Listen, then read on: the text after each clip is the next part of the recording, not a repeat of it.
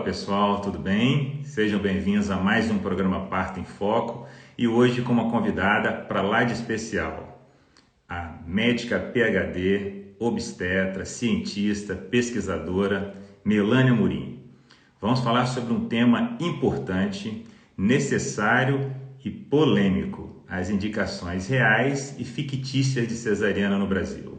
Como vocês sabem, o Brasil é um país vice-campeão mundial de cesarianas. Há mais de 15 anos, Melânia coleciona uma lista com mais de 250 indicações fictícias dessa cirurgia. Seria cômico se não fosse trágico.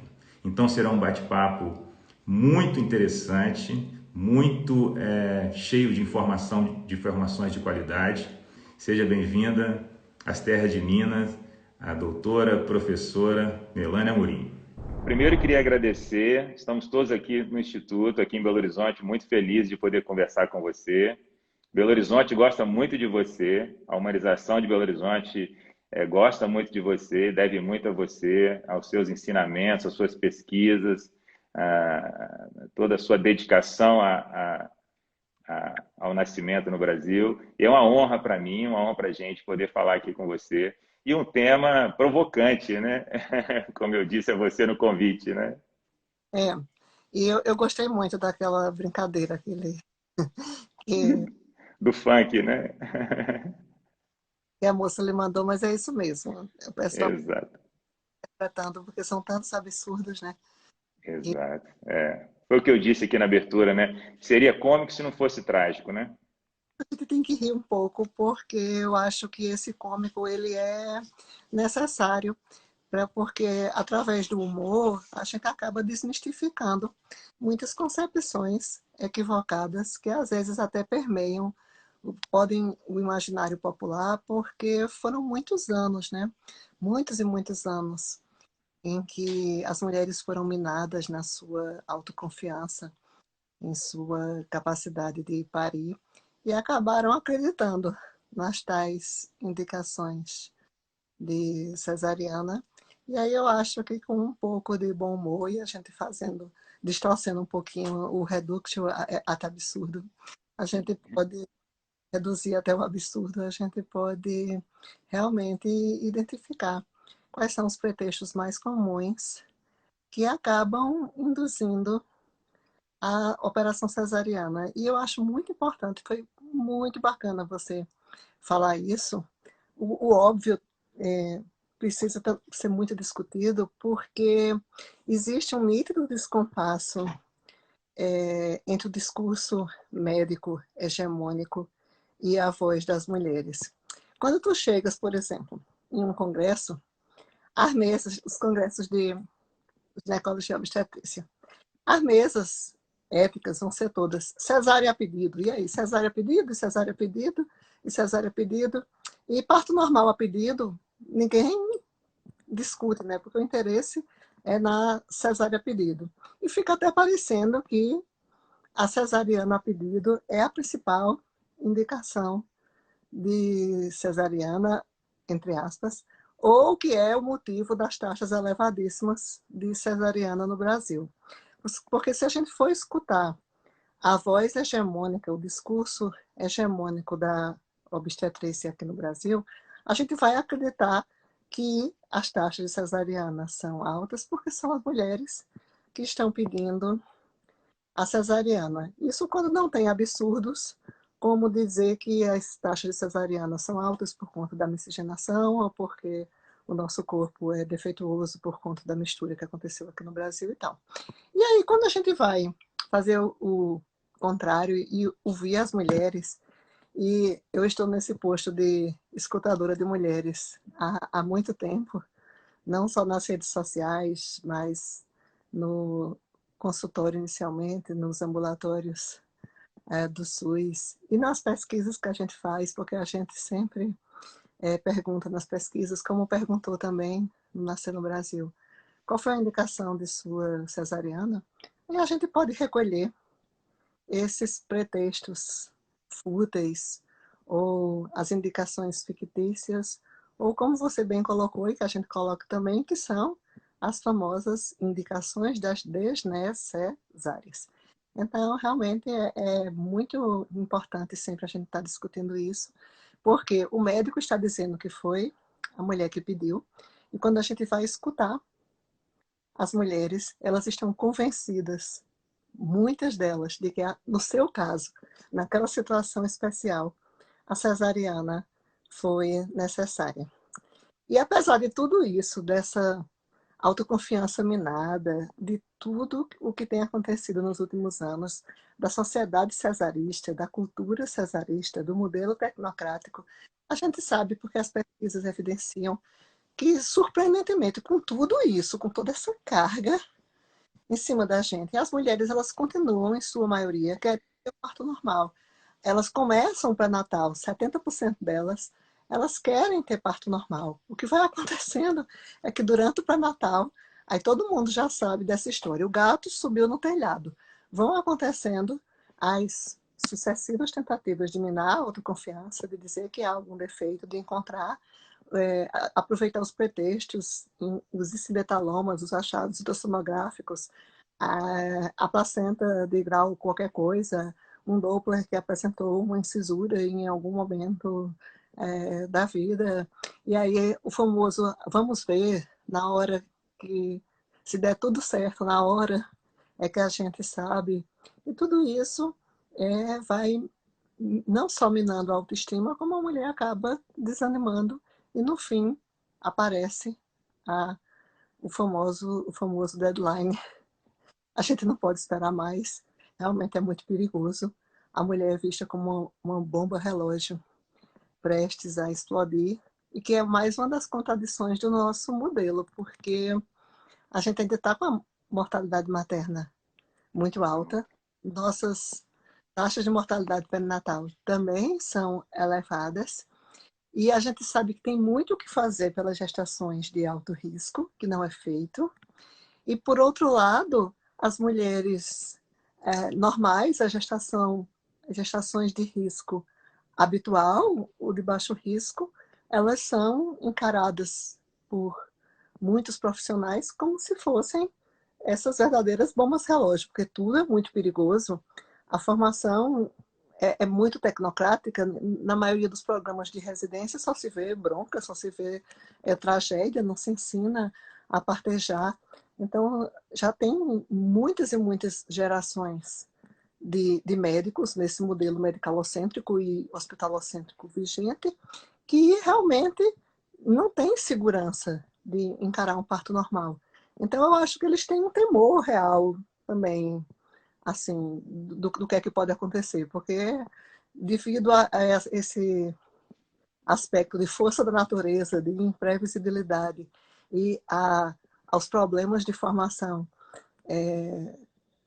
no curso e durante a residência médica, isso gera uma insegurança e depois todos os problemas que a gente já sabe da comodidade, dos convênios, da necessidade de ter uma agenda fixa, de programar as cesarianas. Então, a gente pode dizer com convicção que essas cesarianas programadas são por conveniência e por medo, né, de uma grande parte dos obstetras. E aí é nisso que entram as indicações fictícias, porque a gente tem que transformar a indicação, que na verdade é por comodidade. A gente não, né? Porque nós não fazemos isso. Mas o profissional cesarista, muitas vezes, ele não diz que é cesariana. Eu até por conveniência dele. Eu sempre digo, eu respeito os cesaristas honestos. Para mim, o que há de melhor é quando você chega num obstetra e ele lhe diz na primeira consulta: olha, eu só faço cesárea. Na minha vida, a minha missão é essa. Quanto mais cesáreas, melhor. Eu sou o próprio doutor Fanistil ou Misgavo Ladashi, dependendo da escolha aí da pessoa. Por mim, eu colocava um zíper na barriga das mulheres e já abria todas. Isso é ótimo, isso é muito bom, porque se você quer um parto normal, aí você corre, corre ligeiro. Esse é o cesarista honesto. Muito, muito pior é quem deixa no ar essa promessa de um parto normal e depois vem com os famosos pretextos. Exato, exato.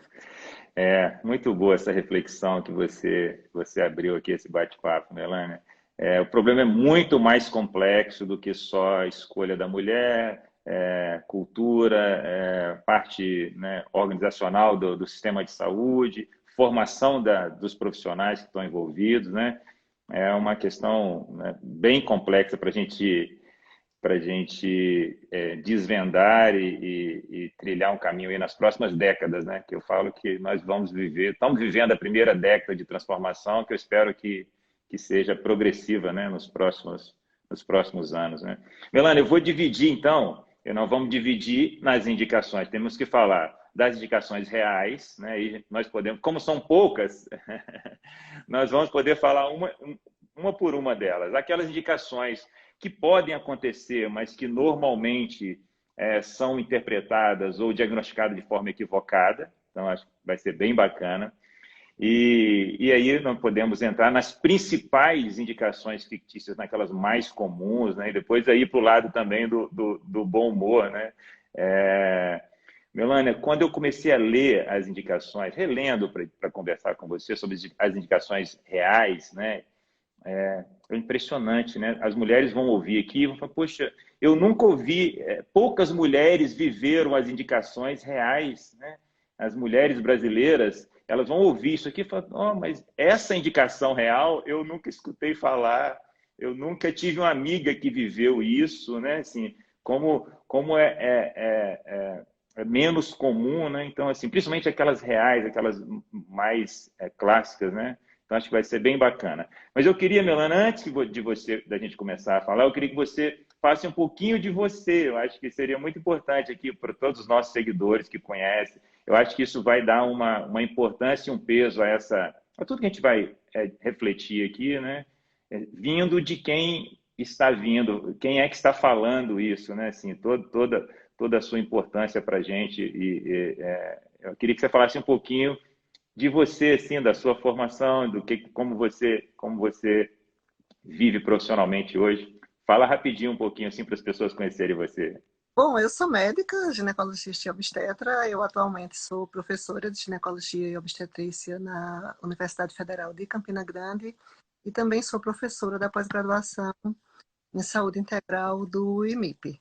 Devido à pandemia, neste momento eu estou fazendo minhas tarefas da pós-graduação, que é no Recife, todas online, então eu dou aula online, eu oriento online, faço bancas online, tudo online, e minhas atividades presenciais são todas em Campina Grande, onde eu trabalho como professora atendendo no SUS, tanto ginecologia como obstetrícia. Então eu faço ambulatórios de ginecologia, ambulatório pré-natal de alto risco, que afinal de contas é a nossa principal função. Faço visita à UTI e supervisiono o setor Covid da maternidade pública aqui de Campina Grande, que é o ISEA.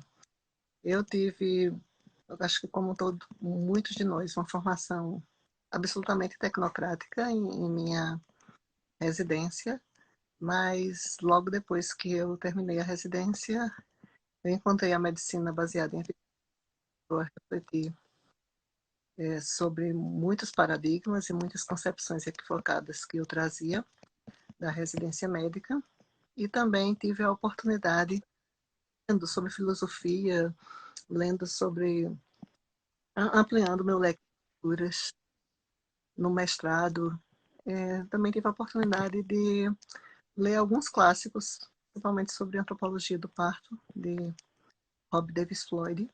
Isso tudo me levou a me aproximar do movimento de humanização da assistência ao parto. Então, eu fiz essa virada de chip já faz bastante tempo, mas eu acho que isso é interessante dar esse depoimento, porque indica que a gente pode mudar. Eu não acho que você é condenado para sempre, porque eu tive uma formação tecnocrática, então, assim, eu vou ser para sempre uma pessoa afetada por isso, é possível mudar. A grande diferença é que, por várias influências, Inclusive, a do meu pai, eu já tinha uma tradição humanista e eu sempre fui o que antigamente a gente dizia vaginalista. A gente gostava muito de parto nortência, só que assistia naquele modelo tradicional, litotomia.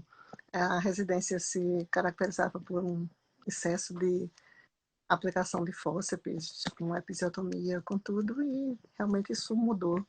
Não faz mais parte da minha prática, faz anos e anos. Eu continuo achando que existem indicações para parto instrumental, mas são muito menos. Quando a gente muda o chip e muda a assistência, isso vai diminuir, e a gente tem feito bem mais vácuo quando precisa, e precisa muito pouco do que fósseis, mas ainda existem algumas condições. E, e é isso. Estou no Que movimento bom, bom tempo, era tudo que mato. bom. Foi ótimo ouvir você.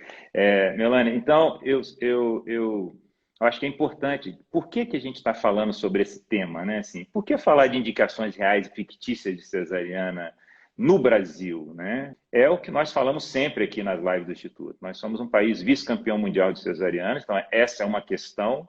E, por outro lado, um país também que o parto normal é quase sempre uma experiência negativa, sofrida, às vezes desrespeitosa e violenta. Então, o problema é muito grande, né? Então, uma coisa reflete na outra, uma coisa retroalimenta a outra, né? Então, é muito importante que a gente aborde esse tema. Acho que falar sobre as indicações cesarianas é fundamental nesse momento, assim. E você falou uma coisa, Melânia, que eu acho muito importante, quando você falou da sua virada, né, da sua transformação, e que também faz parte da minha transformação, né, que é a medicina baseada em evidência, né? Então, o que a gente vai falar aqui, gente, não é a opinião da doutora Melânia, é a opinião do obstetra Emerson, realmente a gente fala aqui sobre a ciência, né? Falar sobre a ciência a respeito desses temas, né? Então, acho que fique muito claro isso, né? E eu queria ouvir de você, Melanie, um pouquinho em relação a isso. O que que você vê, né? Eu acho que a pandemia escancarou um pouquinho mais até, né? Assim, eu falo que a pouca cientificação de algumas áreas da medicina brasileira, mas falando especificamente da assistência ao parto, não nem da obstetrícia, não obstetrícia de alto risco, de alta complexidade, não, da assistência ao parto, a pouca cientificação da assistência ao parto no Brasil, né? Porque isso. Emerson, porque na verdade eu gravei uma live há 2 dias dizendo exatamente isso, com esses mesmos termos. A pandemia escancarou o quanto a formação dos profissionais de saúde, e não só dos médicos, mas eu falei mais dos médicos, afinal de contas eu sou médica, é deficitária de evidências científicas e das ferramentas para entender as evidências científicas. E eu já sabia disso, eu tinha convicção pelos comentários das redes, pelas discussões eternas nas redes sociais, pelo famoso, mas meu médico disse que, e que sempre aparece. Isso é um absurdo, meu médico sempre disse isso, na verdade é assim, a gente está discutindo, mas meu médico disse, e ninguém entende por que tanta controvérsia se fulano, que é um médico muito importante, disse que era completamente diferente. E eu fiz essa live para explicar por que essa aparente questão das controvérsias e por que esse argumento, meu médico disse, ele realmente é enviesado, porque os médicos não são necessariamente cientistas e tem muitos que têm uma prática que não é baseada em evidências. Inclusive, eu nem contei essa história na live, mas essas indicações reais de cesariana, as reais e as muitas vezes Equivocados. equivocadas, elas são baseadas em uma série de 3 artigos que nós publicamos há alguns anos, mas que continua bem atualizada, na Fêmea, a Fêmea da Febrasgo.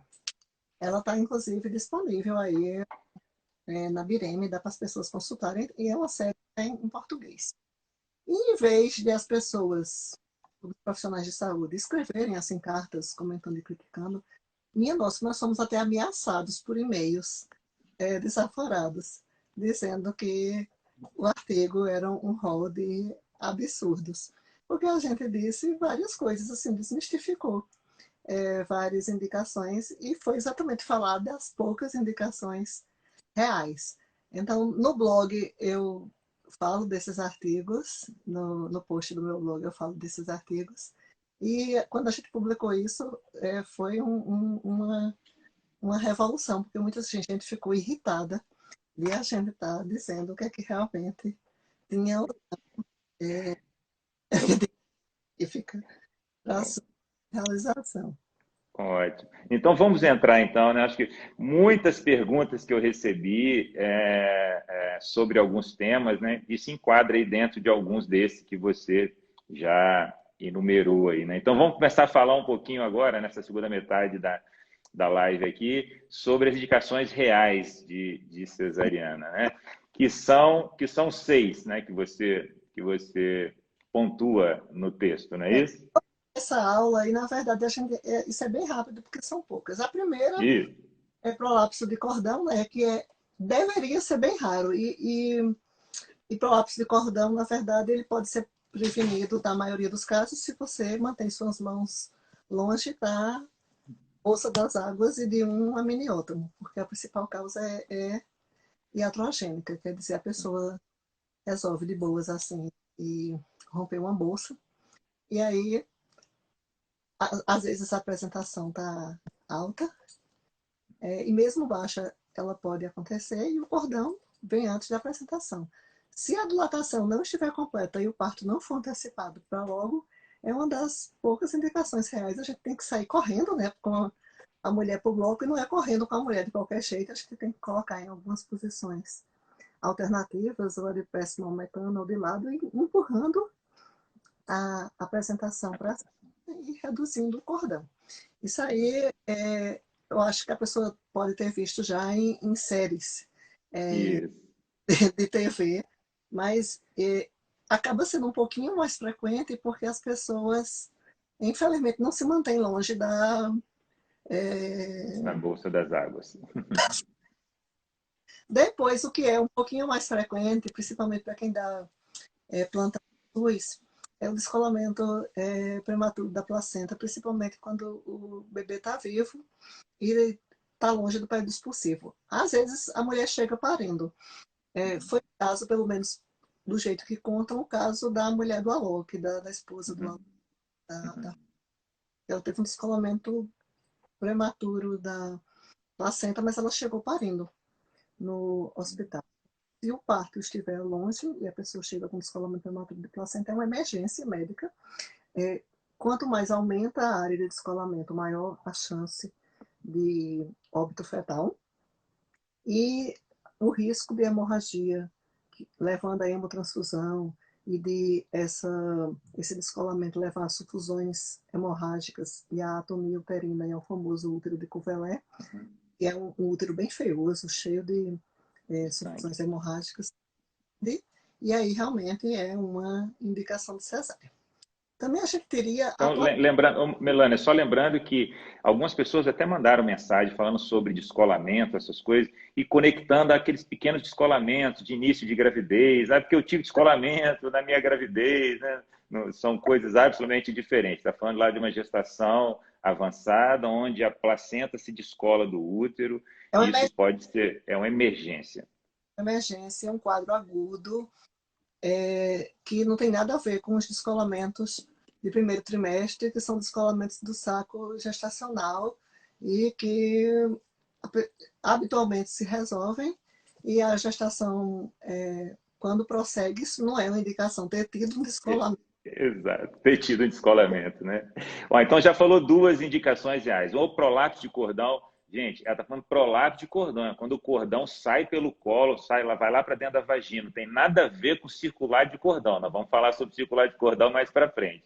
Então, prolapso de cordão e o descolamento de placenta. Já foram duas indicações reais.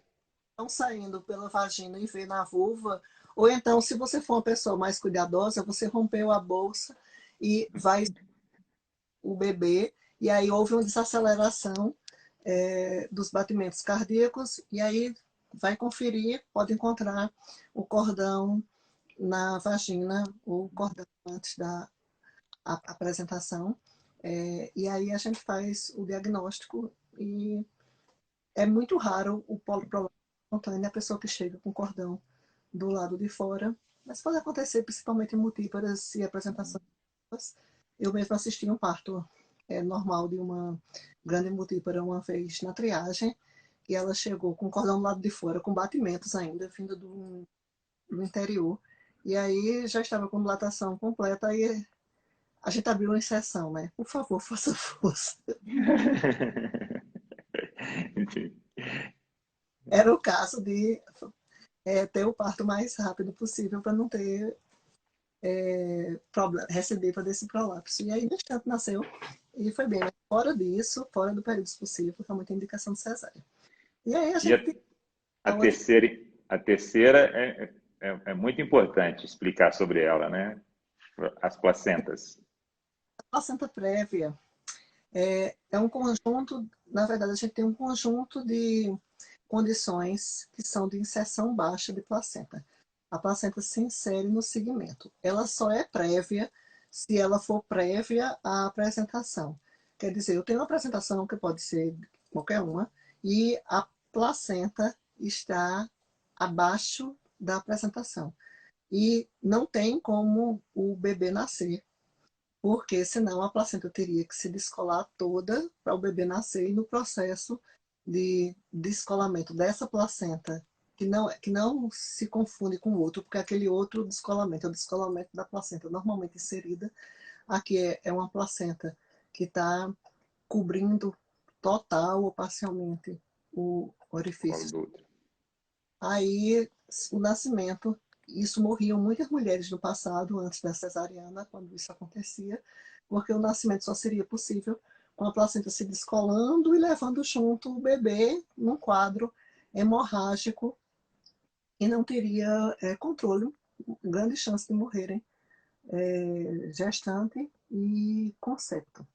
Então, nesse quadro, placenta prévia total, centro total ou centro parcial, quando ocorre, mesmo que parcialmente você é a indicação absoluta.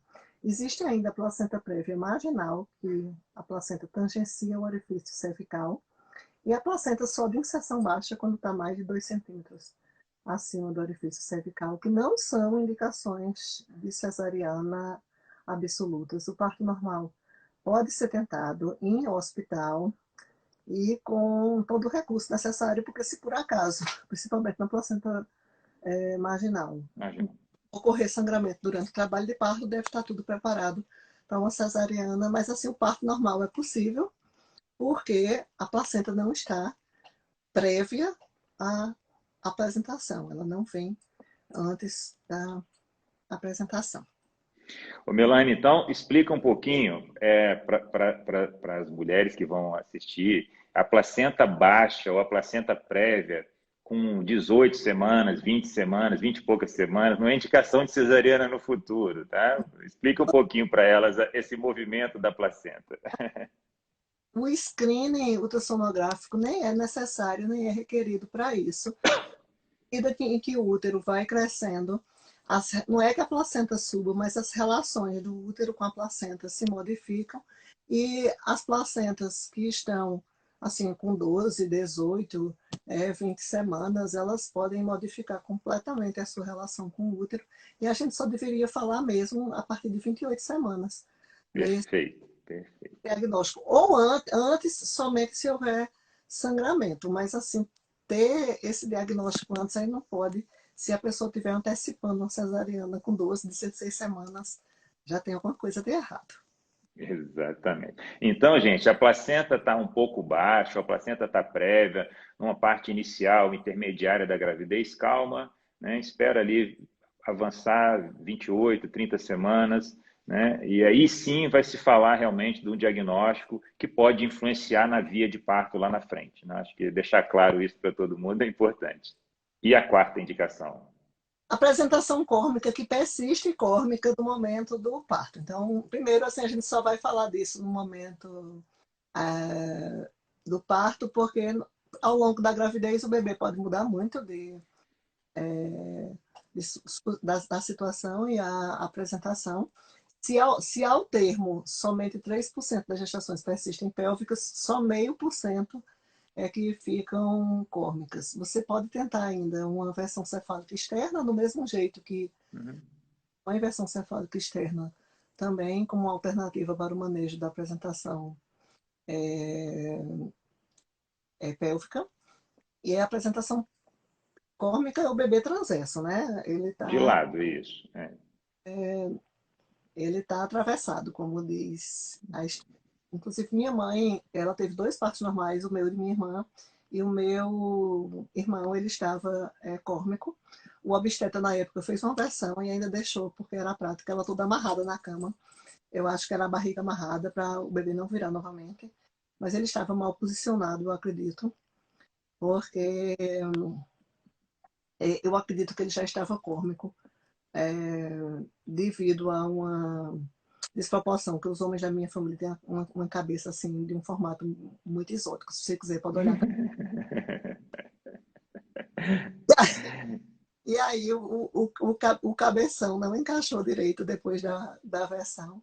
E naquele tempo ele só se fazia cesariana se fosse muito necessário. Aí depois de 2 partos normais, mamãe teve uma Uma cesariana. perna, porque foi realmente necessário. Ela disse que foi a pior experiência da vida dela, porque ela não trocaria os 2 partos normais que ela teve. E olha que o meu foi também uma resenha obstétrica, porque eu fui prolongada, um parto também prolongado com uma occipito direita posterior, com uma vacuoextração média, e foi bem complexo, mas contra toda piada pronta, eu sobrevivi. Então a bebê em apresentação córmica, ou seja, o bebê todo de lado no útero. Nos bebês, a maioria fica de cabeça para baixo, alguns bebês ficam sentados, que é o pélvico, que é mais comum, né? De ouvir, né? Durante a gestação, ultrassom, né? Mas o córmico é menos comum a mulher ouvir isso no ultrassom. Então, é no dia, no momento do parto, né? Então, ali, no momento do parto, o bebê nessa apresentação seria uma indicação. O bebê pode virar a qualquer momento. A qualquer momento. Isso. O ano passado, eu contei essa história no meu Instagram. Chegou no nosso plantão uma mulher para fazer uma cesariana porque tinha uma indicação que eu acho que era gravidez com 41 semanas córmico. E ela queria muito ter um parto normal. Aí, a grande vantagem do córmico em relação ao pélvico é que o pélvico, quando passa de 37 semanas, fica mais difícil fazer a versão porque o pélvico vai encaixando e córmico não tem como encaixar, né? Aí eu peguei e disse, vamos tentar uma versão. Aí fiz a terbutalina para ajudar a dar a versão e a gente foi almoçar para dar 30 minutos para voltar. E quando eu voltei, fui palpar o abdômen e o bebê tinha virado espontaneamente. Então, os bebês podem virar a qualquer momento. Então, mesmo que você tenha uma apresentação córmica, e se você quer tentar um parto normal, quer uma versão cefálica externa ou não, mas espere entrar em trabalho de parto, porque vai que o bebê vira também. Ótimo. Quinta indicação de cesariana real, de cesariana vasa prévia. Vou explicar um pouquinho o que é vasa prévia. Os vasos umbilicais, em vez de eles irem bem comportados lá para a placenta, eles se inserem na membrana amniótica. E essa membrana se insere exatamente na parte da membrana amniótica que está em contato com o orifício cervical. Então, a gente chama de vasa prévia ou vasos prévios, se a gente não fosse usar o termo latino, mas aqui no Brasil se propagou o termo em latim, que é vasa prévia, e se escreve vasa prévia, mas a pronúncia é vasa prévia. Então, o que é que pode acontecer? Se a pessoa que tem vasa prévia romper a bolsa espontaneamente, durante o trabalho de parto ou assim, a termo, isso vai dar a única situação em que a hemorragia é exclusivamente fetal e pode sanguinar o feto rapidamente. E aí, isso você pode desconfiar, porque pode acontecer a vasa prévia sem diagnóstico prévio durante a gravidez, e aí você desconfia, porque logo depois que a bolsa rompe, há um sangramento com desaceleração dos batimentos cardíacos fetais, ou pode haver o diagnóstico ultrassonográfico com ultrassonografia quando você vê os vasos prévios. Mas isso não é a mesma coisa que inserção velamentosa. Pode ser. Quando a inserção velamentosa acontece nos vasos, na parte da membrana que está em contato com o orifício cervical interno, porque aí essa ruptura vai levar a hemorragia. E aí, nesse caso, se a gente tem um diagnóstico pré-natal, infelizmente, é uma indicação de cesariana eletiva e cesariana programada a termo. Muito bom, muito bom. E a sexta indicação? Bom, a sexta indicação, ela não é também muito frequente, eu poderia ser diminuída bastante, porque o povo tem muitos mitos em relação a isso. É o herpes genital, quando a lesão está ativa no momento do parto. Não é o herpes que teve uma lesão ativa há várias semanas, ou a pessoa que tem uma história de herpes genital. Tem até alguns guidelines que sugerem que só seria indicação de cesárea a prima infecção. Primeira infecção, isso. Mas no nosso guideline, na nossa diretriz brasileira de operação cesariana, que foi adaptada da diretriz britânica, é uma indicação de cesariana com baixo grau de evidência, mas sugere fazer a cesariana quando tem lesão ativa. Então tá lá o herpes com as bolinhas ou as exulcerações, e isso poderia ser prevenido em vários casos se a mulher com história de herpes recorrente faz a profilaxia, e aí, em vez de você ficar ameaçando com uma cesariana, a gente recomenda a profilaxia com a ciclovir a partir de 36 semanas. Melanie, olha só que coisa, né? Então, vamos lá. Prolapso de cordão, descolamento prematuro de placenta, placenta prévia, apresentação cópica, o bebê todo de lado, ruptura de vasa prévia e herpes genital ativa.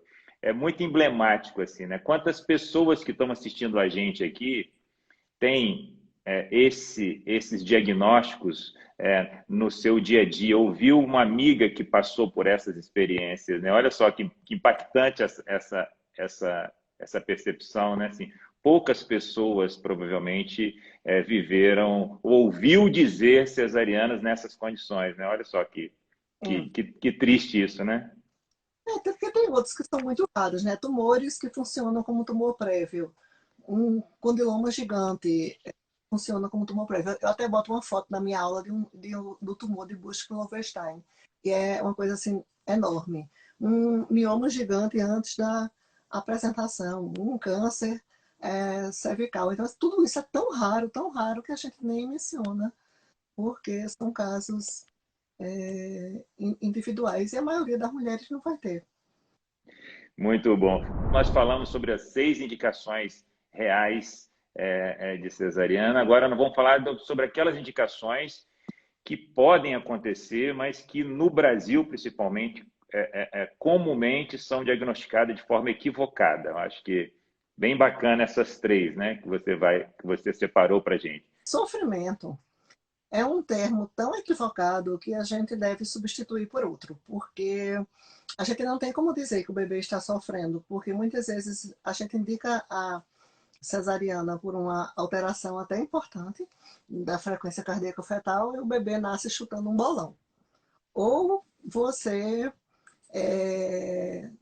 o bebê está com uma frequência cardíaca fetal ótima e por algum problema, alguma malformação, alguma coisa que ele tinha, ele nasce e a condição deteriora rapidamente.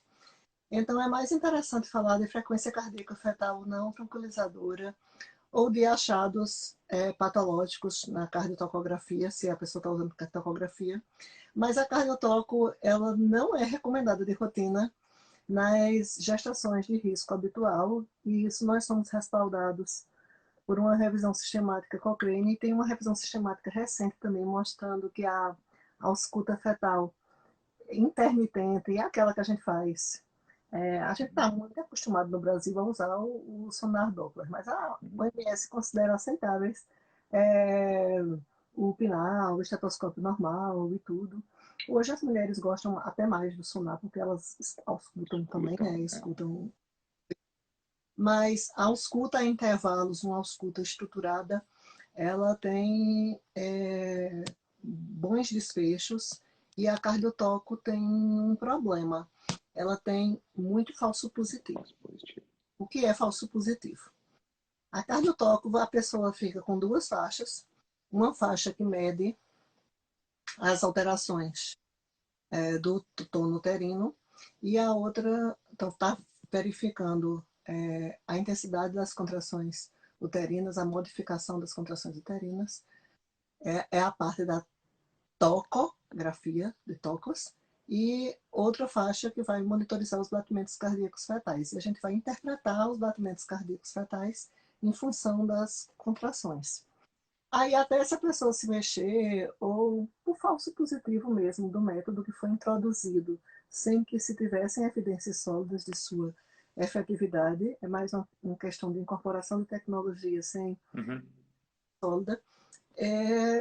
O que é que dá, o que é o falso positivo é o seguinte: a cartografia pode estar super alterada e o bebê nascer muito bem. E aí, isso aí, a revisão sistemática da Cochrane com mais de 37 mil mulheres mostrou que a cartografia de rotina aumenta a taxa de cesarianas, aumenta o risco de parto instrumental, sem modificar o desfecho, paralisia cerebral, e sem modificar a mortalidade perinatal. Então, se for para a gente incorporar uma tecnologia que não está melhorando o prognóstico perinatal e está resultando em aumento de intervenções, ela não deveria ser incorporada. Então, aí a ausculta estruturada, seguindo as recomendações da OMS, a cada 30 minutos nas gestações de baixo risco, a cada 15 minutos nas gestações de alto risco, a cada 5 minutos ou depois de cada contração no período expulsivo, essa ausculta estruturada, aí a gente pode detectar desacelerações ou bradicardia. Uma bradicardia acentuada ou desacelerações prolongadas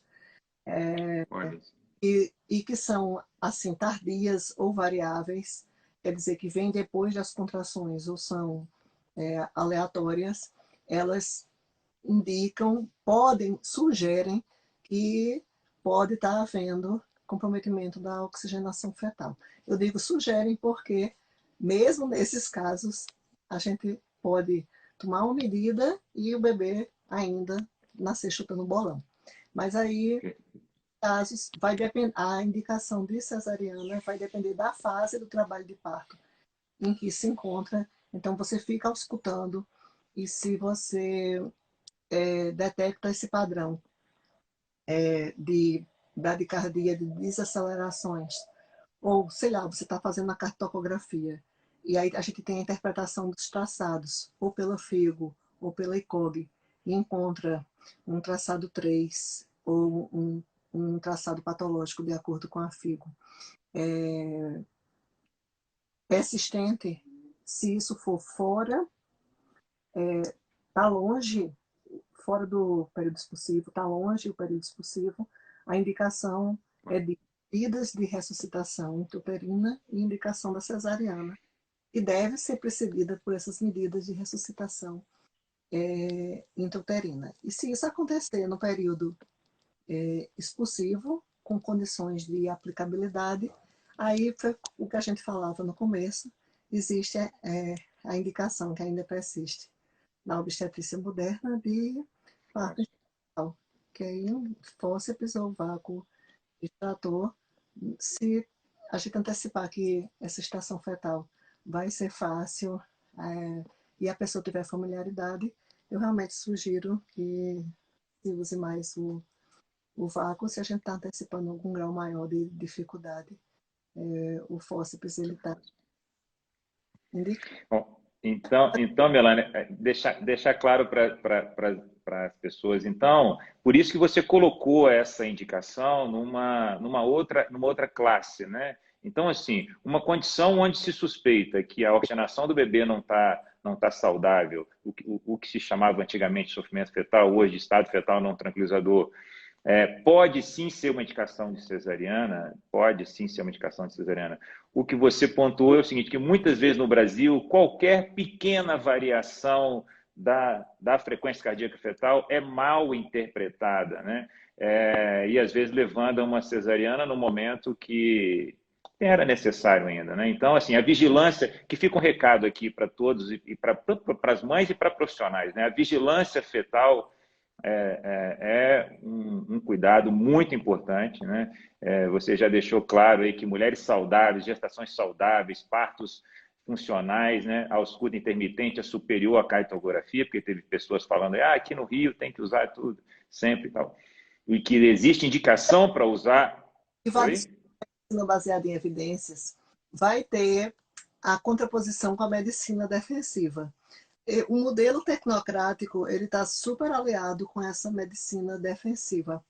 E essa medicina defensiva é que incorporou a cartografia, porque existe essa concepção de que você precisa registrar, ter os traçados da cartografia para dizer que a monitorização foi bem feita, que uma conduta foi bem feita.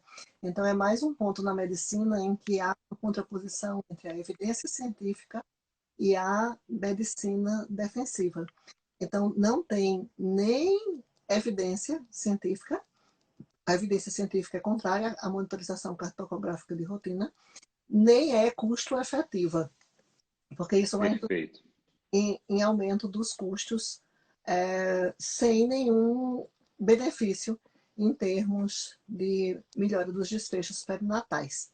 Aí é por isso que ela não é recomendada. Não, então, muito bom. Ficou claro, então, que realmente é importantíssimo a atenção com a saúde do bebê. Eu falo que o batimento é a voz do bebê para a gente, né, durante o trabalho de parto, né? E que... Ao escutar, é somente que, inclusive, a escuta tem que ser estruturada. Você não pode colocar o sonar e assim ouvir, tá e se embora correndo. Ela ausculta por pelo menos 1 minuto, deve pegar antes, durante e depois da contração. Se você escuta uma desaceleração, você tem que prolongar a ausculta. Então, tem que seguir padrões aí que são bem definidos em nossa diretriz de parto normal, nas diretrizes da OMS, mas que tem Perfeito. pagamento.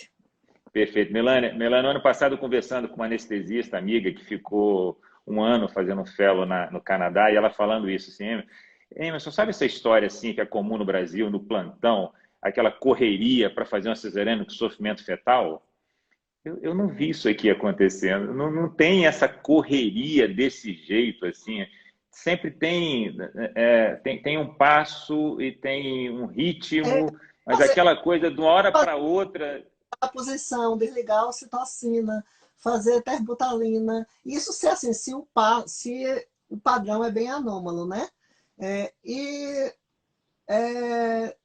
essas medidas de ressuscitação intrauterina, a gente vê o povo fazer muito pouco, porque se acha que, na verdade, você tem que sair correndo Correndo, exato. com a gestante com cesariana. Muito bom. Melanie, então, essa foi a primeira. A segunda, então, que é uma indicação, que pode ser uma indicação, mas que normalmente é interpretada de forma equivocada, é a desproporção cefalopélvica. Explica aí um pouquinho, assim, mais para as mães entenderem um pouquinho o que é isso, assim. Gente, o grande problema é que o povo quer usar uns mecanismos de bola de cristal. E eu costumo dizer que a medicina é baseada em evidências e não em evidências. Então, o pessoal costuma falar de desproporção cefalopélvica baseado, não é brincadeira não, no tamanho do pé, na estatura da mulher, você dá uma olhada assim, o quadril é estreito, essa daí não vai parir não, essa aí é uma desproporção cefalopélvica ambulante. Você olha a Gisele Bündchen e faz assim, magra demais. E esse quadril aí, hein, não passa um bebê. E aqui no Brasil, essa miscigenação, as taxas de cesárea aqui é grande por conta disso. Gerou a miscigenação, gerou seres híbridos. Isso é super racista, né? Mas infelizmente se diz isso. Seres híbridos, produtos do cruzamento de mulheres que sempre pariram, as portuguesas, as negras, as índias, de repente, nós viramos pessoas com pelvis defeituosas. Então, não se recomenda a pelvimetria nem clínica, nem radiológica, nem você fazer toque no pré-natal para avaliar essa bacia, nem fazer exame da pelve por imagem, nem por ressonância magnética, porque a pelvimetria radiológica foi substituída por um... Sempre tem umas tentativas, assim, simulação do parto através de ressonância magnética. Então, nada disso tem evidência e muito menos essas tentativas. Nada mais são do que tentativas de minar a autoconfiança feminina. Só é possível diagnosticar a desproporção cefalopélvica. Verdadeira.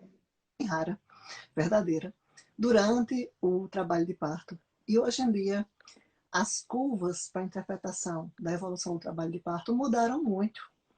E aí a gente não usa mais aquele modelo, né, aquele modelo de Friedman, do partograma de Friedman, que remete à década de 50. Ele fez 2 estudos, um com 100, outro com 500 parturientes, todas com a citocina, usando fórceps, um modelo de assistência completamente diferente.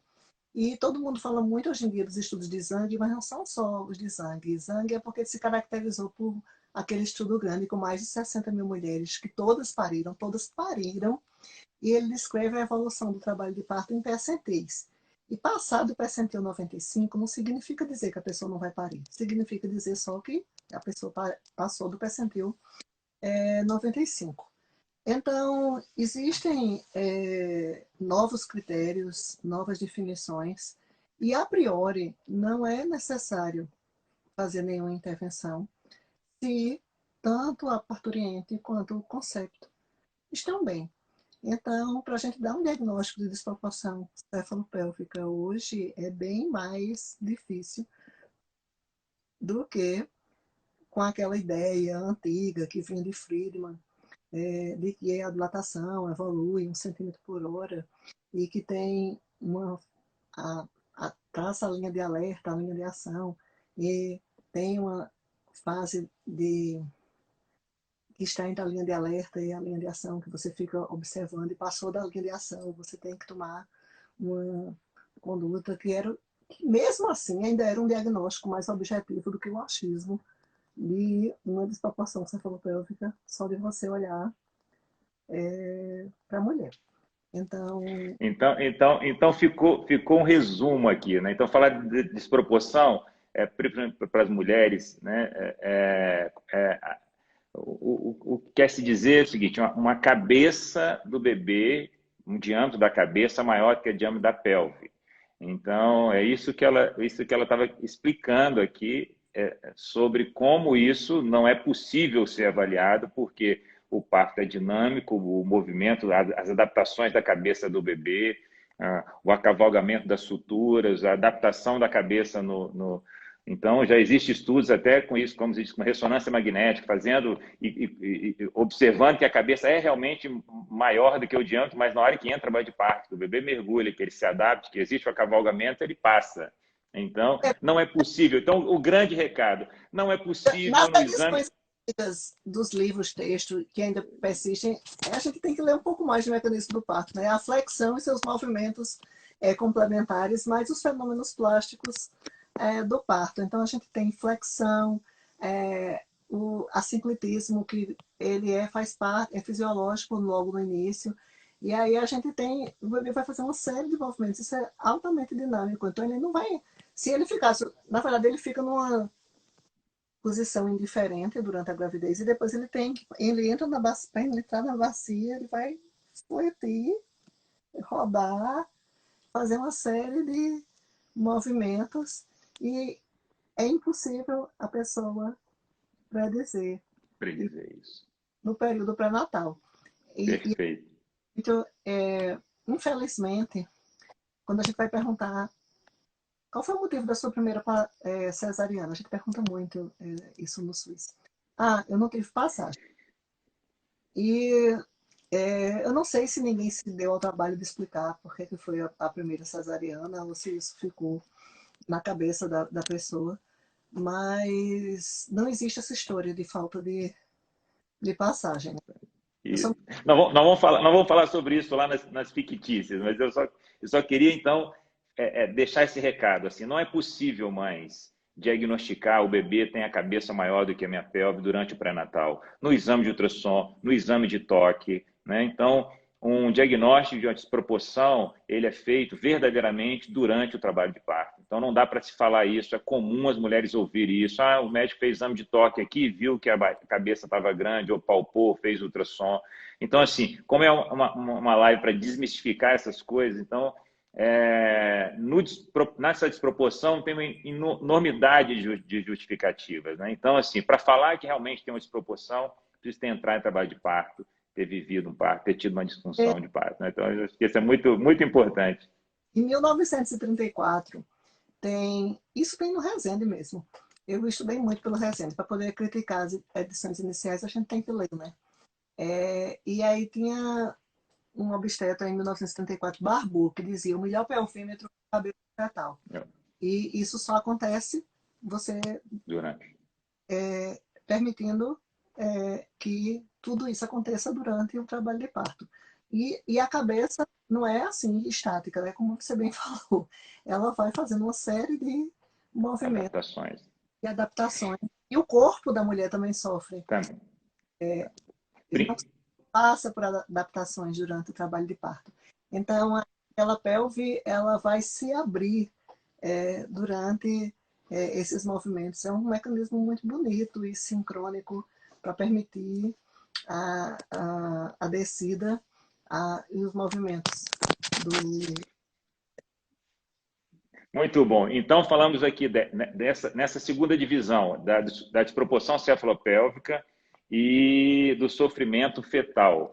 E a terceira, você já até abordou um pouquinho falando das curvas, né? Eu acho que deixar um recado, acho que importante, né, em relação à parada de progressão, né, assim, que é uma das indicações também de prontuário médico, fazer análise de prontuário médico, como é comum, parou de progredir o parto, né?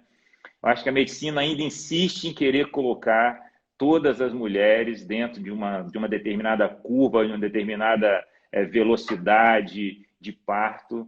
Eu acredito que essa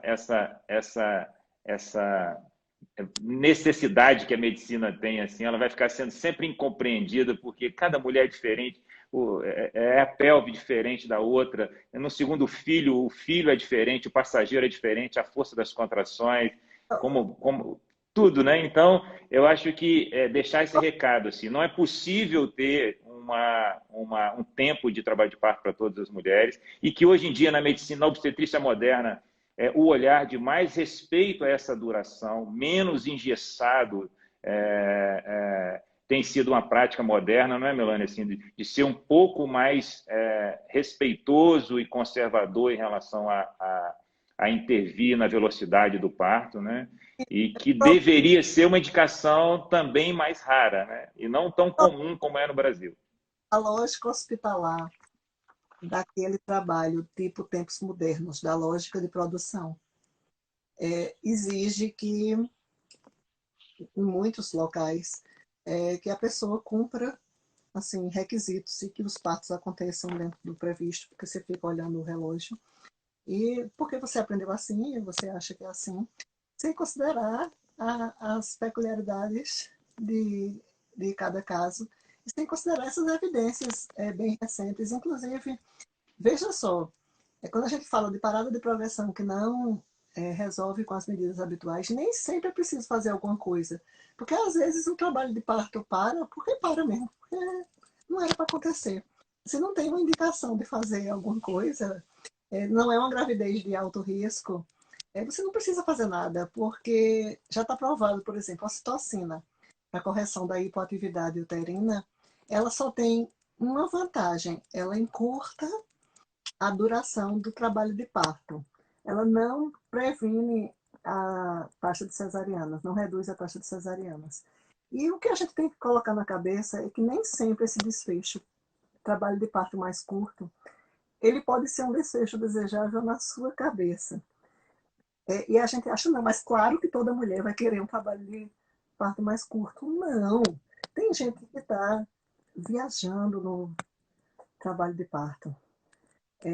E tem, existem pessoas, você pode achar que foi o ambiente hospitalar que parou o trabalho de parto, o que é legítimo, porque pode acontecer um toque, a pedido, que está com 5 centímetros, e depois disso o trabalho de parto parou. Parou completamente, e todo mundo foi dormir. E no outro dia, à tarde, houve um parto tsunâmico. E quando a gente, de repente, foi avaliar, a parturiente correu, chamou aos gritos, estava no chuveiro, e correu para a banheira, porque ela queria um parto na banheira, e foi muito rápido. E ninguém, quando ela saiu do trabalho de parto, não tinha mais contração nenhuma, e parou. Parou mesmo. A gente precisa entender que é isso, que é um processo, que não é regido. Eu até, quando estou dando minha aula, eu falo muito sobre parto com aquela música O Que Será Que Será, de Chico Buarque. E se você for ver, o que não tem limites nem nunca terá, o que não tem juízo, existe uma lógica de a gente querer controlar e colocar limites no que não tem limite, no que é uma força da natureza, no que foge muito do que é bonitinho, encaixadinho e que está dentro daquele modelo médico tradicional. Então, mais uma vez, se parturiente está bem, bebê está bem, não tem motivo para a gente ditar que existe um parado de progressão ou que existe necessidade de intervir na evolução desse. Exato, né? Então, Melânia, deixando claro para elas que, né, isso pode realmente acontecer e às vezes o que é necessário talvez é realmente respeitar essa parada e descansar, né?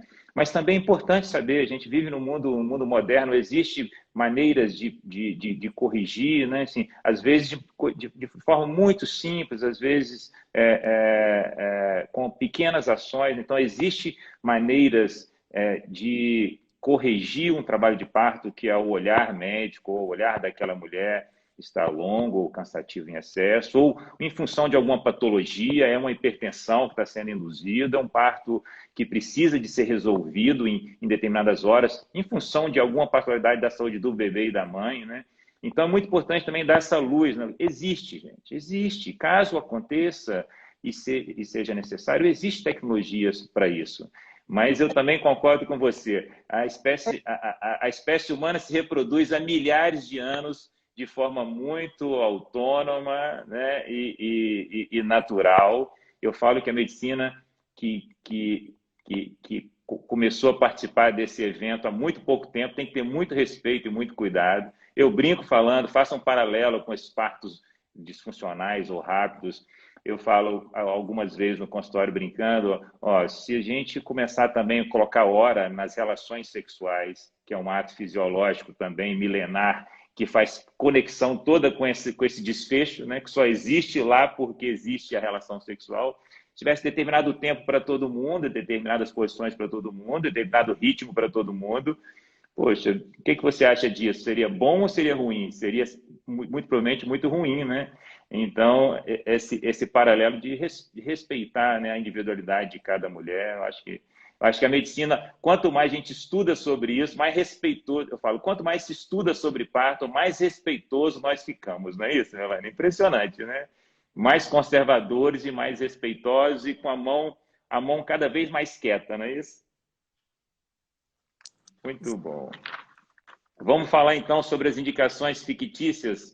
Eu separei aqui algumas as principais, né, Megana? A gente pode falar até um bate-bola um pouquinho mais rápido, né? Então, eu vou fazer um ping-pong com você. Circular de cordão, Melânia, é indicação de cesariana? Bem, circular de cordão, eu acho que é cima da lista, porque a lista vai de A até Z, né? Esse Z não é à toa, esse Z veio na época da epidemia de Zika vírus. vírus. E circular, ela é campeã por um motivo muito especial, ela é muito frequente. Varia muito de acordo com a casuística, mas se estima que de 25% até 50% dos bebês, eles têm circulares ao nascimento. E não se recomenda que ultrassonografistas coloquem esse achado no laudo, porque isso é a mesma coisa que dizer que bebê está chupando o dedo, o bebê está se masturbando, o bebê tem cabelos, porque é um achado muito fisiológico, é um achado natural. E mais ainda, é um achado mutável, porque o bebê se vira durante a gravidez e ele se movimenta durante o trabalho de parto. Então, tanto é possível uma circular diagnosticada pela ultrassonografia, o bebê nascer sem circular, como a ultrassonografia que mostrava a ausência de circular, o bebê pega e nasce com circular de cordão.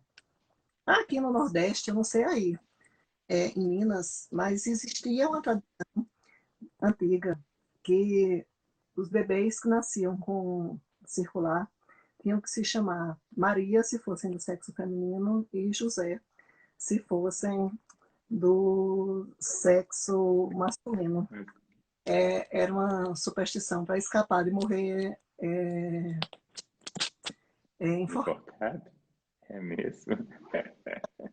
Aí, Agnello José, na minha família, tio meu, é por conta disso. Ele nasceu com circular. E muita gente ficava com esses apelidos por conta dessa tradição.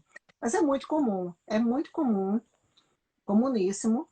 E se aí todo mundo faz, mas se uma circular apertar, aí você está fazendo a sua ausculta que você deve fazer em todo mundo, não é só nas pessoas com circular que podem se fazer.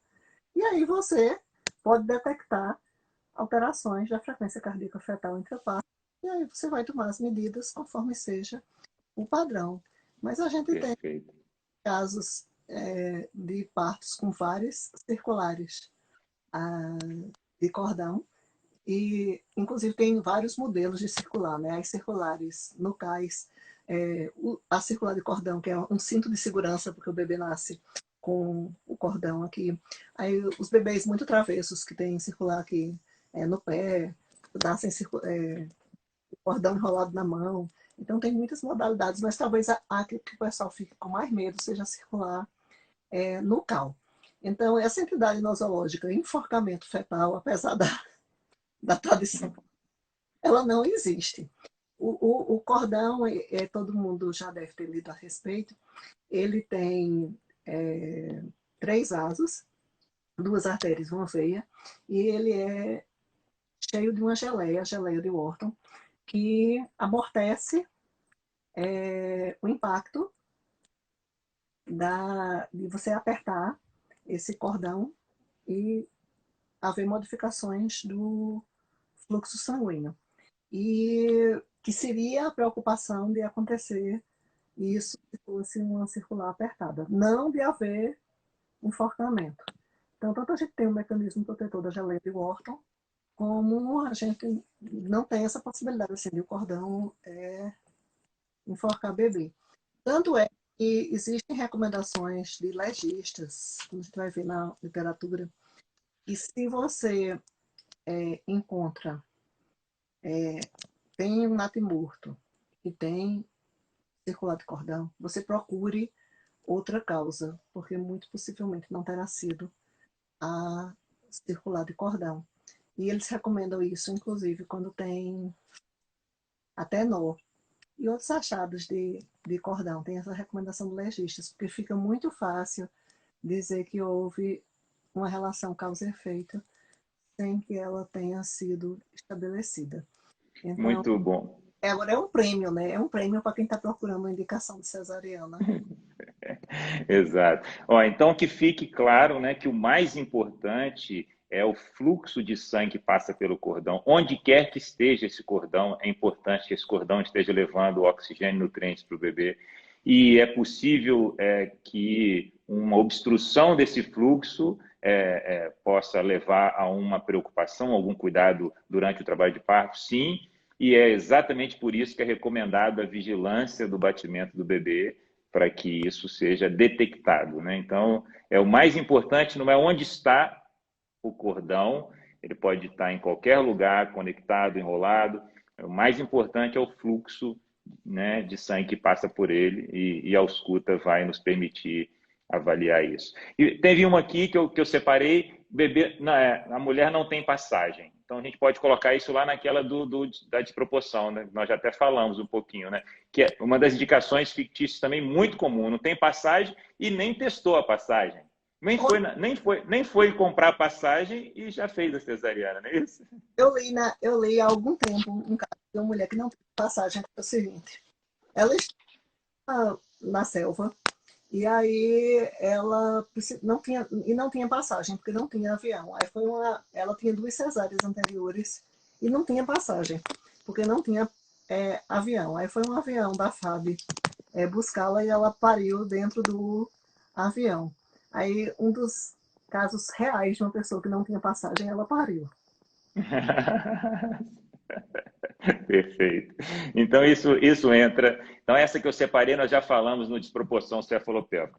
Outra coisa, Melania, eu já até li um texto seu muito bacana sobre os bebês grandes demais.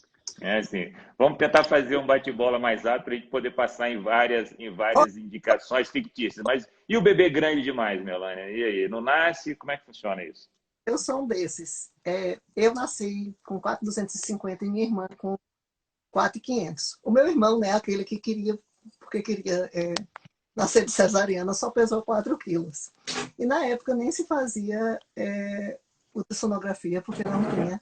E na verdade, este não deve fazer ultrassonografia com essa finalidade. A ultrassonografia a termo, ela falha muito em predizer o peso fetal. E não é porque o ultrassonografista é incompetente, é porque o bebê já está, o líquido está mais reduzido, ele está muito aconchegado dentro do útero, e aí você não consegue medir, não existe uma fórmula mágica, o ultrassom não é balança. Então, você depende para determinar o peso fetal de medir diâmetros do bebê. E aí a ultrassonografia vai perdendo essa acurácia. Então, a ultrassonografia pode mostrar que o bebê está muito grande e você fazer uma cesariana absolutamente desnecessária. E o que a gente tem que se preocupar é com o bebê grande, filho de mãe diabética.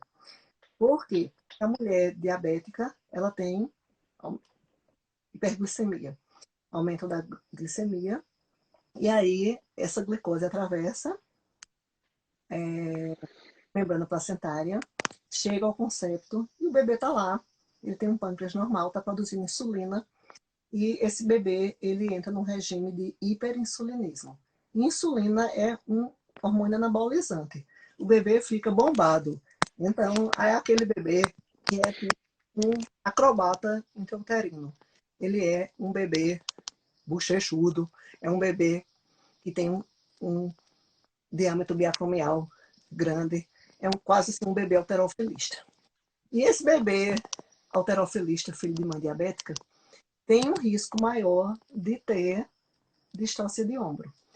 Então, a recomendação é que, a partir de 4,5 kg, filhos de mães diabéticas, e aí mães diabéticas tem essa recomendação de se avaliar o peso fetal, se façam cesariana para prevenir isso.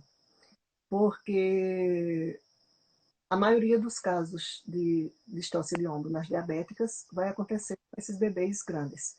Enquanto que 50% dos casos de distócia de ombro e não diabéticas ocorrem em bebês com peso normal, e é um evento imprevisível que a gente obstetra, qualquer pessoa que presta assistência ao parto, enfermeira obstetra, obstetriz. Todo mundo tem que estar preparado para manejar, porque pode ser um evento surpresa, mas que é bem mais provável nesses bebês halterofilistas, filhos diabéticos. E outra recomendação que eu queria seria operar os bebês com mais de 5 quilos, mesmo que não tenham tido diagnóstico de diabetes, porque esses bebês possivelmente são filhos de mães diabéticas que não foram diagnosticadas. A gente não tem também que achar lindo, assim, olha, ele nasceu com 7 quilos de parto normal, porque esses bebês são doentes. Eu tenho uma tia que teve 7 filhos, essas histórias obstétricas da minha família. Eu tenho uma tia que teve 7 filhos, e um desses meus primos pesou 6 quilos. Mas possivelmente foi diabetes, eu acho que não deve achar isso bonito, não. Poderiam ter acontecido coisas muito graves com esse bebê. Então, a recomendação é que se a gente estiver suspeitando, chega uma mulher com altura de fundo de útero muito grande, e é por isso que tem que se ter esse cuidado. E você está de plantão e está suspeitando disso, a gente realmente avalia peso fetal. Agora, quem faz um pré-natal cuidadoso, que rastreia diabetes, que isso é importante, e não tem suspeita de clínica de macrosomia fetal, não tem indicação de estar futucando, procurando peso a termo para indicar cesarianas desnecessárias. Porque esses grandes constitucionais, eles vão nascer super bem. Eu era grande constitucional, porque na minha família nós somos todas pessoas grandes, e eu nasci macrossômica e continuo macrossômica até hoje. Então, o bebê macrossomia ele é todo simétrico, ele é todo assim, grande, elegante, comprido. O bebê é super adequado. Não é um bebê que sofreu os efeitos adversos de uma condição clínica, como o diabetes. Perfeito. Ó, então aqui nós já reunimos aqui as 3 grandes mais comuns. Acho que não tem passagem, circular de cordão, bebê grande. Mas, Melânia, mas também quando o bebê não é grande, e quando ele é pequeno também, aí opera também, Melânia. O grande opera e o pequeno opera, aí opera todo mundo. Se correr, o bicho pega, se ficar... Se o bebê ficar pequenininho, vão operar porque está pequenininho. Se ele ficar grande demais, vão operar porque está grande demais. Fala dos bebês pequenos, então. Atrozes nessas comunidades de parto. Inclusive, uma moça me dizendo que passou uma semana inibindo um parto na maternidade X. E aí, um belo dia, e isso ela estava com 29 semanas.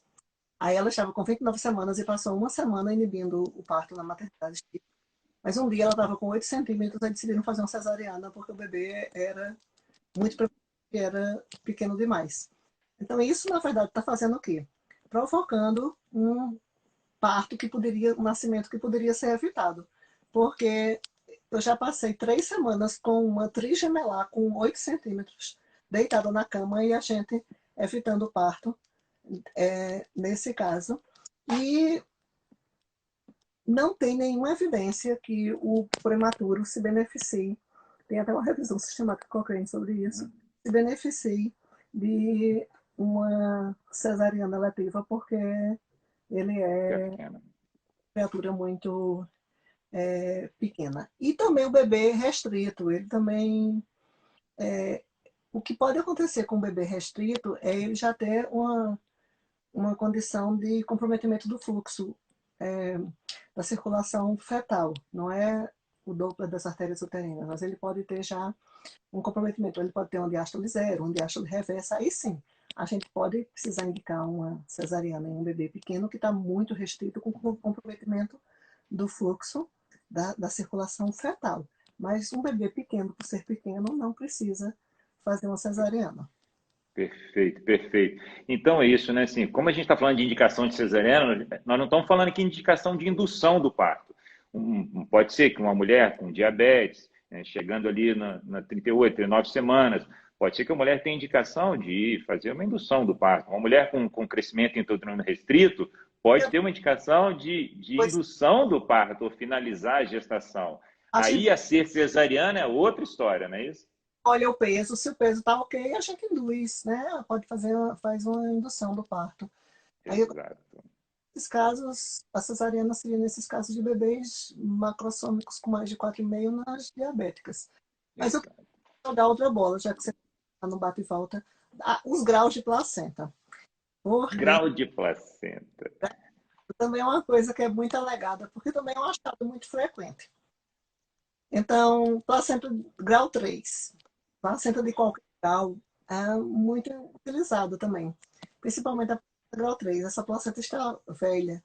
E isso faz parte, né, da história natural da placenta. 15% das mulheres chegam ao termo com placenta grau 3.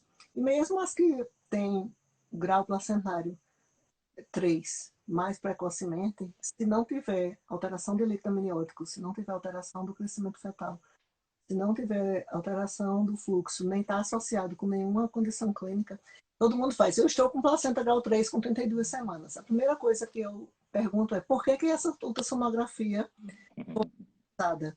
Porque a gente não pode interpretar um exame fora do contexto clínico. A priori, não haveria nenhuma indicação para ela fazer essa ultrassonografia com 32 semanas. Por que a ultrassonografia foi feita? Você estava com pré-eclâmpsia, com a altura do fundo de útero diminuída, tem alguma condição clínica, a gente tem que saber o que é que justifica a ultrassonografia para poder interpretar. Se for um grau 3 assim, aleatório, sem nada que justifique, isso não é indicação de fazer uma cesariana nem aqui, nem na China, e aí não é indicação nem de fazer absolutamente nada, só de continuar. Ô, Melanie, então com circular de cordão, com circular de cordão, com placenta calcificada, com bebê grande e mulher que não tem passagem, só aí nós já operamos 90% das mulheres, só Isso, com essas, entendeu? Então vamos lá, eu quero um bate-bola agora, assim, tipo, sim ou não? Melânia, líquido diminuído é indicação de cesariana? Líquido diminuiu, corre fazendo cesariana? Sim ou né? não? Pode, dependendo da idade gestacional, ser uma indicação de indução, a depender Indução. por que foi feita a bendita ultrassonografia. Aí pode ser uma indicação de antecipação do parto, mas não uma indicação de cesariana. Pré-eclâmpsia, pressão alta, mano. Minha pressão subiu, aí o médico fez cesariana, marcou no outro dia cesariana, E porque era de aí a pressão estava alta, né? Era de urgência, fez no outro dia, mandou ficar de jejum para fazer a cesariana no outro dia. Melânia, pressão alta, é indicação de cesariana? que deixam de fazer sulfato de magnésio em muitos desses casos, que era uma intervenção que poderia é, realmente ser bastante benéfica. E a urgência, né, que é por tudo. Então, pré-eclâmpsia, ela vai ser indicação em várias situações de antecipação do parto. Se tiver critério de gravidade, vai interromper com 34 semanas. Em algumas situações, mais cedo ainda, se tiver síndrome HELP, se tiver eclâmpsia, pode ser mais cedo. Se for pré-eclâmpsia ou hipertensão gestacional, vai interromper a partir de 37 semanas. Mas isso já tem evidência, inclusive são estudos que a gente participou também, de que o parto normal tem várias vantagens para a mulher com hipertensão. E pode, Muito bom. tanto eu fico explicando isso muitas vezes para quem não entende, dizendo, olha, quando você vai se operar, para ver se as pessoas entendem, o médico para pede um parecer cardiológico, porque ele fica com medo de hipertenso se operar. E então, assim, por que a pessoa tem medo de o hipertenso se operar fora da gravidez? E aí, de repente, na gravidez, todo mundo acha que a cesariana é uma boa para mulher que está com hipertensão. Só para a gente explicar de uma forma mais amena. Mas não, a gente tem esse parecer cardiológico de rotina, mas é interessante que o bom cesarista inclui uma avaliação cardiológica e um parecer cardiológico também na rotina pré-natal, porque o bom cesarista, ele também é uma pessoa que não obedece muitas evidências científicas. Ele ainda mete, às vezes, um eletrocardiograma e um risco cirúrgico aí no meio, mas a priori as hipertensas se beneficiam tanto os conceptos como as mães, desde que não tenham uma restrição grave do crescimento ou uma alteração da vitalidade fetal do parto normal. Melânia, nós estamos vivendo uma pandemia de coronavírus, é tema para uma outra live que eu adoraria te ouvir. Mas, Melânia, Covid é indicação de cesariana? Covid na mãe, Covid no marido, Covid no vizinho na semana passada e Covid na própria gestante. Olha, Me explica sobre isso. eu vi isso na letra C, que eu acho que é, deixa eu olhar aqui. Eu abri esse tópico especial da pandemia, acho que foi o ano passado já, porque a gente já começou a ver esses problemas aqui. Mas, meu Deus, como tem coisa na letra C. É a 77. Então, a gente tem que distinguir algumas situações. Então, a COVID leve ou a COVID assintomática, você vai até piorar o prognóstico se você fizer uma cesariana. E aí a gente tem visto em alguns locais do país a pessoa fazer isso, inclusive tirando bebês prematuros sem necessidade. Agora, o que pode acontecer na COVID grave com insuficiência respiratória e aqueles casos bem dramáticos que eu vivo postando, infelizmente, é que a gente pode precisar fazer uma cesariana na mulher criticamente doente, que está entubada ou prestes a ser entubada com insuficiência respiratória para melhorar a ventilação e, em muitas, para tentar salvar a vida do concepto. Mas, assim, a ventilação ela pode estar seriamente comprometida e melhorar com a interrupção da gravidez. Mas os casos de COVID leve ou assintomática a gente deixa passar. E a COVID leve durante o trabalho de parto, porque pode ter esse azar, né? A pessoa chegar com COVID e estar em trabalho de parto. É ficar monitorar a oximetria e desde que não haja fadiga respiratória nem comprometimento da vitalidade fetal, pode acontecer parto normal e eu tenho aqui muitas fotos bonitas. Milton, já tivemos também aqui. Então, não é. Da pessoa parir com máscara e a gente assistir todo paramentado, vestido de escafandrista. Ótimo, ótimo. Melânia, tem uma pergunta aqui que não pode faltar, porque eu sei que você fala muito sobre esse tema e que é uma das indicações assim incríveis no Brasil, né? Eu tenho trombofilia e preciso de fazer uma cesariana porque eu tenho trombofilia. Então, ter trombofilia é indicação de cesariana, doutora Melânia? As, as pobres pacientes com trombofilia vão ter dois ótimos motivos para não fazer uma cesariana. Primeiro, elas têm condições que predispõem a trombose, e a cesariana aumenta ainda mais o risco de trombose em relação ao parto normal. Depois, elas estão anticoaguladas e só suspender o anticoagulante na véia não reduz significativamente o risco de sangramento durante o procedimento cirúrgico. Então, o parto normal ele é preferível na vigência de trombofilias. Perfeito, muito bom. Melânia, e cesariana anterior? Tem uma cesariana, uma vez cesariana, sempre cesariana. É isso, né? Ou não? Quem disse foi Craig em 1916. E realmente, depois disso, a gente tem muitos estudos, né? Não tem uma evidência boa de ensaio clínico randomizado, porque o único que foi feito só conseguiu encontrar 22 candidatas.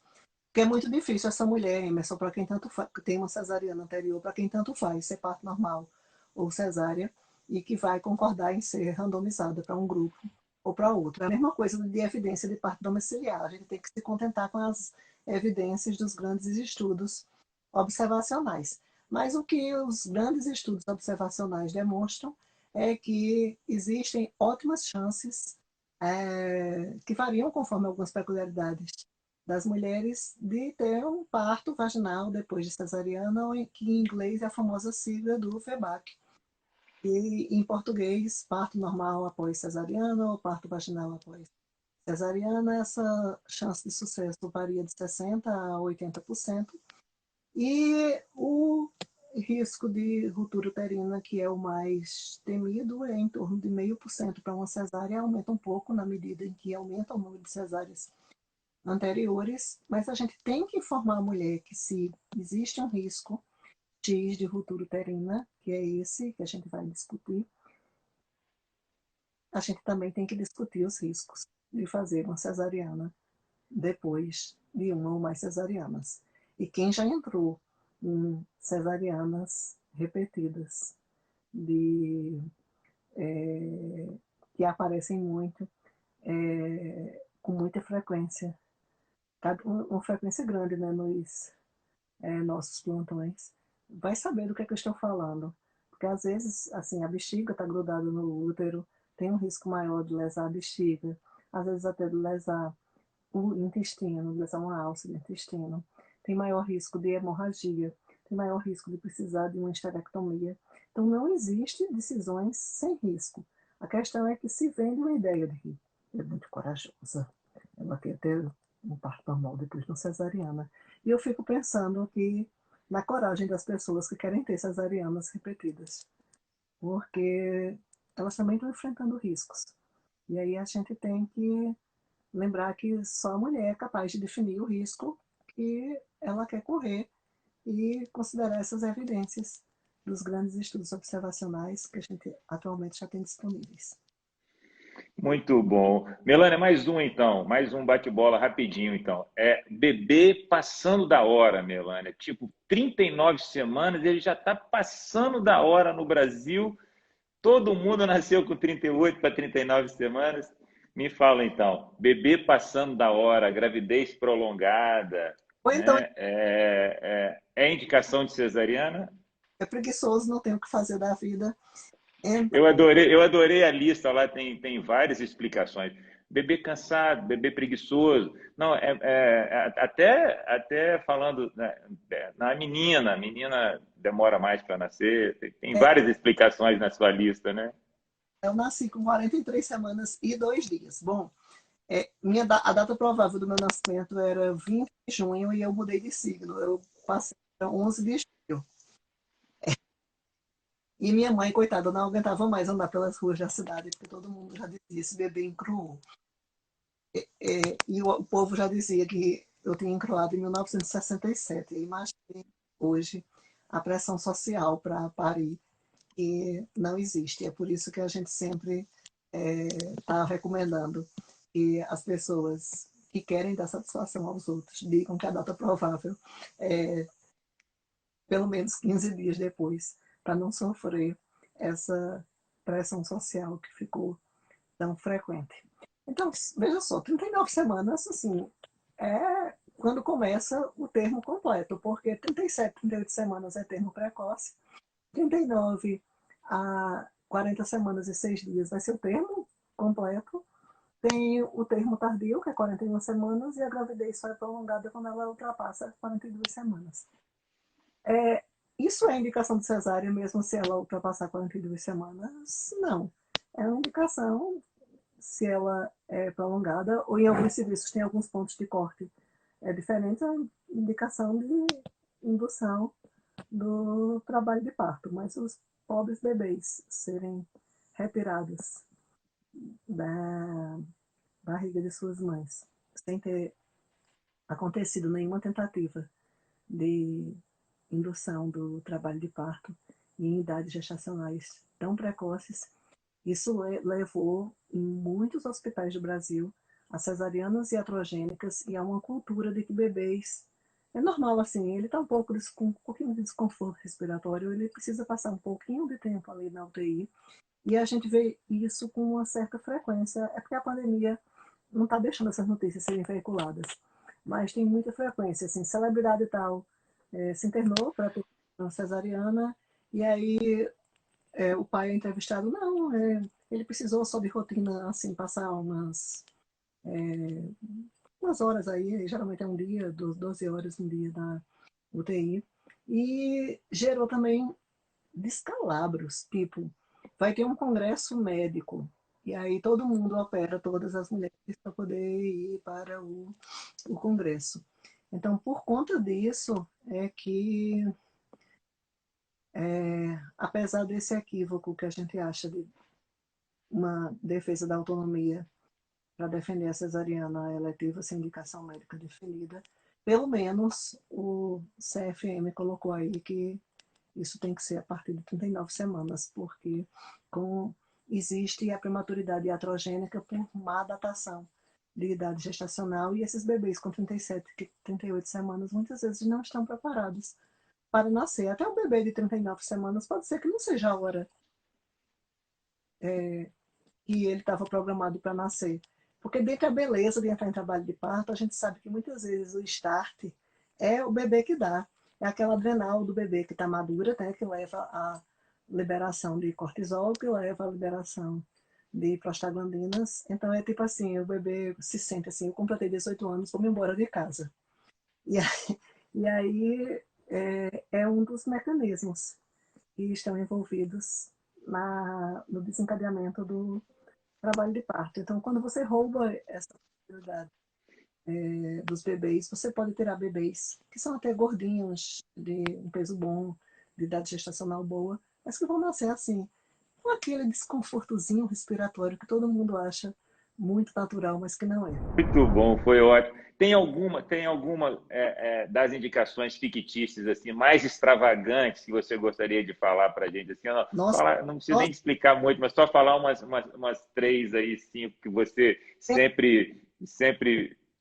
hemorroida, comida estragada, temporal na cidade, jogo que aí pode ser de qualquer dos dois principais times da sua cidade, né? Aí vai variar muito. Fla-Flu, Atlético Cruzeiro. o Grêmio Internacional. Se você tá programado um jogo de futebol e você faz uma cesariana. E agora tem outra que também está bem frequente, é assim, você não vai encontrar vaga na maternidade por conta da pandemia, vamos logo marcar a cesariana, porque fica muito mais fácil. E a gente não tem ainda esses dados, né, para saber como é que anda as cesarianas, mas assim, as cesarianas, além de várias complicações, aumento do risco de trombose e tudo, vão deixar a imunidade mais frágil. E a pessoa vai passar mais tempo no hospital. A exposição ao risco de contrair Covid-19 vai ser maior. Então, assim, é uma aberração a gente ter um excesso de cesarianas no meio de uma pandemia. Exatamente. Muito bom. Mela, então, eu queria que você deixasse um recado, então, assim, já que nós falamos de indicações de cesarianas fictícias ou não verdadeiras do ponto de vista científico nem ético e tal, uma dica que você poderia deixar para as mulheres que vão assistir a gente aqui. Como evitar passar por uma cesariana não verdadeira, uma desnecessária, né? Fala um pouquinho assim para finalizar para a gente aqui, já te agradecendo. Eu sei que pode parecer injusto para vocês terem que estudar evidências científicas para poder ter o parto que merecem, mas, na real, a gente tem que buscar informação, e porque informação é poder. Então, a gente tem que buscar informação. Essa é uma dica para as mulheres. E para diminuir a taxa de cesarianas e evitar esses abusos, a gente tem uma série de medidas que têm que ser adotadas, de políticas públicas, de desmedicalização do modelo, de garantir a inserção dos profissionais de enfermagem, de enfermeiras obstétricas, de obstetrizes nesse modelo de assistência ao parto, porque elas vão ter um olhar mais fisiológico, elas não vão ficar fazendo cesarianas, porque elas não podem fazer cesarianas. É uma modificação dos currículos, médico, dos currículos das escolas de enfermagem, uma formação sólida em evidências científicas, investir nos conceitos de humanização de saúde e na humanização da assistência ao parto. Mas enquanto tudo isso não acontece, realmente, para a mulher que deseja ter um parto normal, informação é poder, e aí tem que se apropriar dessa informação para poder combater essa cultura cesarista.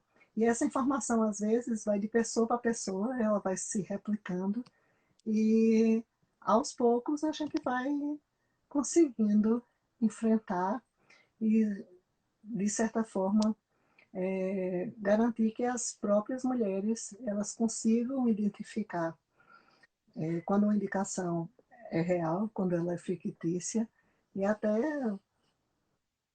a interpretar, a ver quando alguém está falando baseado em evidências científicas, ou quando é só um jogo, é só um achismo, é só a sua opinião. Então isso é uma questão assim muito importante. Eu sei que pode parecer injusto, sei que tem muita gente que confia demais, a nossa população confia muito nos médicos, mas mais uma vez reforçando o que eu disse, infelizmente existem profissionais que não têm uma prática clínica baseada em evidências. Então a gente tem que democratizar, né, socializar esse acesso à informação e a gente tem que se apropriar dessa informação. Nessa era tão anticientificista, nessa era obscurantista, mais uma vez, a chave está na informação de qualidade.